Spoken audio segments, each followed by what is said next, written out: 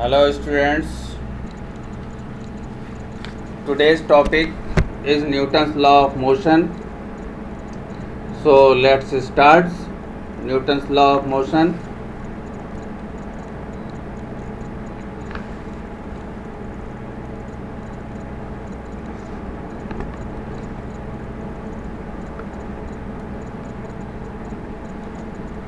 So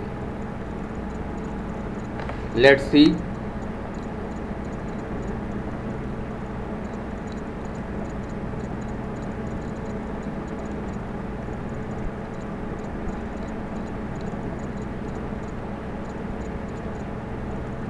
Newton's law of motion. Look, there are three laws of motion given by Newton. Newton's ने तीन गति के नियम दिए जिनको कि हम लोग लॉ ऑफ मैकेनिक्स भी कहते हैं. Newton's gave three law of motion which are also known as law of mechanics. First law is law of inertia.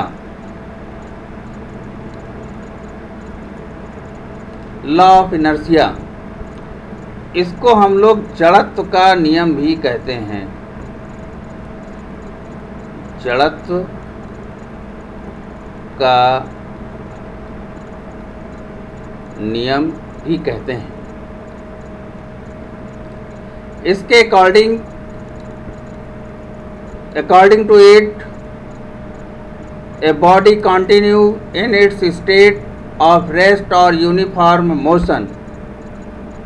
According to it, a body continue in its state of rest or uniform motion unless not acted any external force on it. इसके अनुसार अगर कोई body rest में है या फिर rest position में है या फिर कांस्टेंट मोशन से गति कर रही है, तो वो अपनी स्टेट में रहेगी. मतलब वो कंटिन्यू कांस्टेंट मोशन से गति करती रहेगी या फिर रेस्ट की पोजीशन में रहेगी. Unless not acted any external force on it, जब तक कि हम इस पर कोई बाह्य बल नहीं लगाते हैं. A body continue in its state of rest और uniform motion unless not acted any external force on it. कोई वस्तु विरामावस्था में है तो वो विरामावस्था में रहेगी. अगर कोई वस्तु गति की अवस्था में है तो वो गति की अवस्था में रहेगी जब तक कि कोई उस पर एक्सटर्नल फोर्स ना लगाया जाए. It means the property of the body that cannot change its state or rest or uniform motion is called inertia.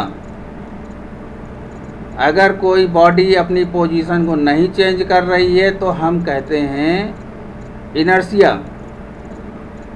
उसे हम इनर्शिया की स्टेट कहते हैं, यानी कि जड़त्व की अवस्था कहते हैं.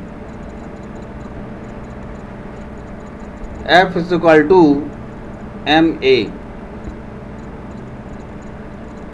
F is equal to ma. हम लोगों ने कहा if F is equal to 0, so A is equal to 0. अगर A 0 है यानी कि त्वरण 0 है बच्चों, तो वेलोसिटी भी 0 होगी, या फिर कह दें कि कांस्टेंट होगी. समझ रहे हैं ना? 0 नहीं कहेंगे, कांस्टेंट ही कहेंगे. तो हम कहेंगे कि v हमारा कांस्टेंट है. इसे हम लोग लॉ ऑफ इनर्शिया कहते हैं. स्टेट ऑफ मोशन और rest will continue if there is no force acted. Clear students? चलिए देखते हैं सेकंड लॉ। सेकंड लॉ क्या कहता है हमारा? Second law, law of force. Law of force. Law of force is state that rate of change of momentum is equal to force. Rate of change of momentum is equal to force. It means dp upon dt is equal to f. अब ये कैसे होगा ज़रा इसको समझ लेते हैं। p is equal to M V होता है। p संवेग है, मोमेंटम है, इसकी जगह एम वी लिख सकते हैं। तो हमने क्या किया, P की जगह mv लिख दिया। अब देखिए m कांस्टेंट है, इसका डिफरेंशिएशन होगा नहीं, तो हम m को बाहर ले लेंगे। क्या लिखेंगे? dv upon dt is equal to f। अब देखिए dv अपॉन dt को हम लोग लिख सकते हैं a, ये एक्सेलरेशन लिखा हुआ है। क्या लिखा हुआ है? एक्सेलरेशन।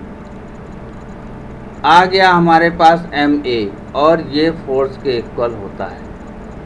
तो देखिए हमने कहाँ शुरू किया था? हमने शुरू किया था dp अपॉन dt से, और हमको लाना था f के बराबर, और वो हमने प्रूव कर दिया। समझ रहे होंगे स्टूडेंट्स? ये हमारा सेकंड लॉ ऑफ मोशन है, which is give by Newton. चलिए करते हैं थर्ड लॉ ऑफ मोशन, जिसको कि हम लोग law of action and reaction कहते हैं।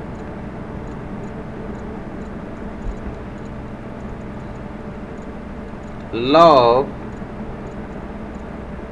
एक्शन एंड रिएक्शन, हिंदी में कहते हैं बच्चों इसको क्रिया प्रतिक्रिया का नियम। हिंदी में कहते हैं क्रिया प्रतिक्रिया का नियम, यानी कि प्रत्येक क्रिया की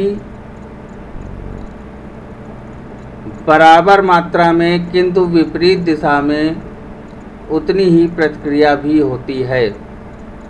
अगर हम किसी बॉडी पर कुछ फोर्स हम अप्लाई करते हैं तो वो बॉडी भी हम पर उतनी ही मात्रा में उतना ही फोर्स लगाती है, परंतु विपरीत दिशा में।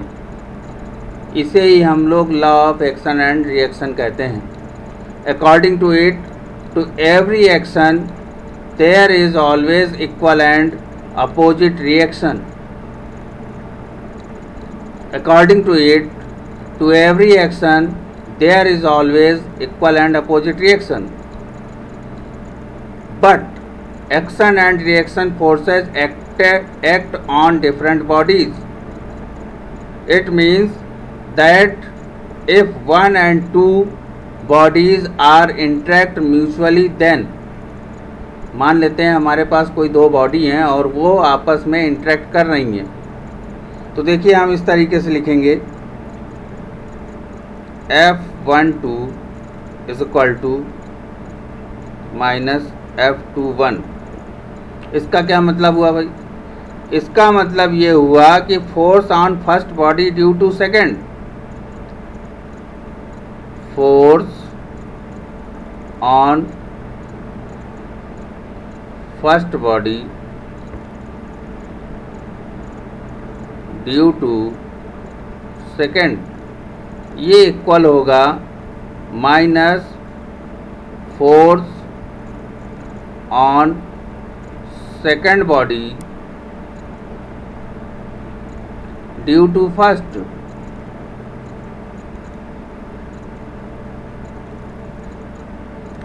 अब देखिए F इक्वल टू हम लोग जानते हैं ma होता है, a की जगह हम लोग dv अपॉन dt लिख सकते हैं।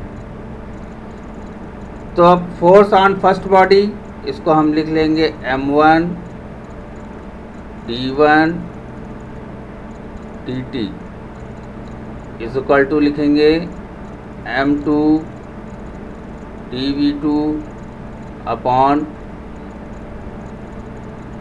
dt। ये बच्चों एक्सेलरेशन लिखा हुआ है,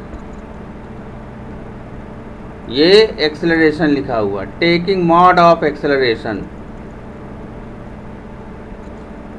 मॉड ले लेंगे, मॉड का मतलब होता है कि हम उस क्वांटिटी का मैग्नीट्यूड ले रहे हैं, और मैग्नीट्यूड ऑलवेज इन पॉजिटिव, यानी हम लोग लिखेंगे इसको m1 a1 is equal to m2 a2।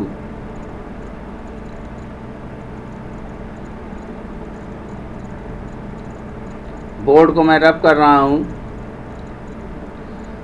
यहाँ से हम लोग लिख सकते हैं m2 is equal to m1 a1 upon a2।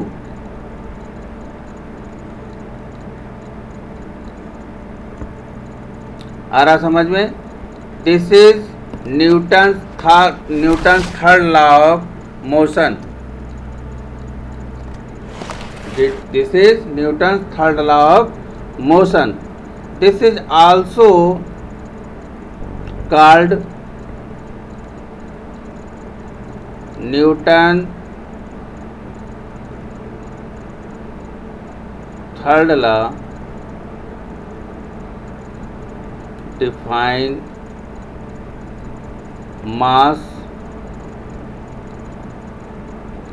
inequality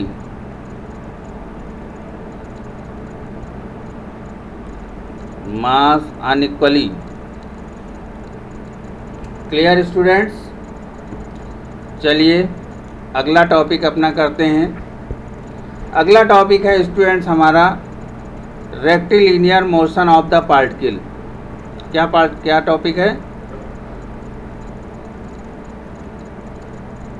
rectilinear motion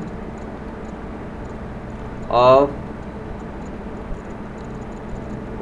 particle, यानी कि कण की सीधी रेखा में गति। कण की सीधी रेखा में गति। अब हम मान लेते हैं, ये इसको हम कह देते हैं if A particle change its position with time along a straight line. अगर कोई कण सीधी रेखा में टाइम के साथ अपनी पोजीशन को चेंज करता है तो उसकी गति को हम रेक्टिलिनियर मोशन कहते हैं, यानी कि सीधी रेखा में या सरल रेखा में गति कहते हैं। मान लेते हैं हमारे पास इनिशियल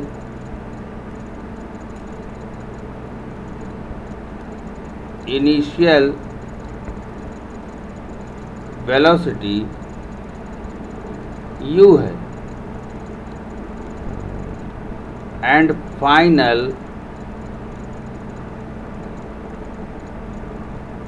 वेलोसिटी v है। इनिशियल वेलोसिटी u है, फाइनल वेलोसिटी v है। इनिशियल टाइम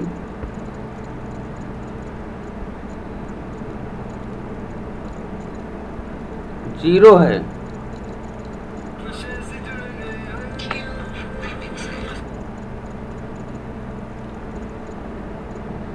फाइनल टाइम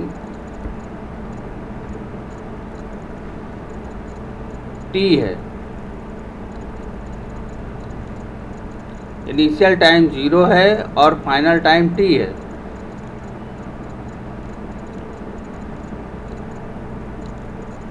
तो अब हम इसके लिए सॉल्व करेंगे और मान लेते हैं कि एक्सेलरेशन हमारा कांस्टेंट है। एक्सेलरेशन हमारे पास कांस्टेंट है, जिसको कि हम लोग a से डिनोट कर रहे हैं। ठीक है, तो we know that A is equal to dv upon dt. So dv is equal to A dt. अब हम इसको इंटीग्रेट करेंगे, लिमिट लगाएंगे u से v, इधर लिमिट लगाएंगे 0 से t। इसको सॉल्व करेंगे तो देखिए कितना मिलेगा हमको।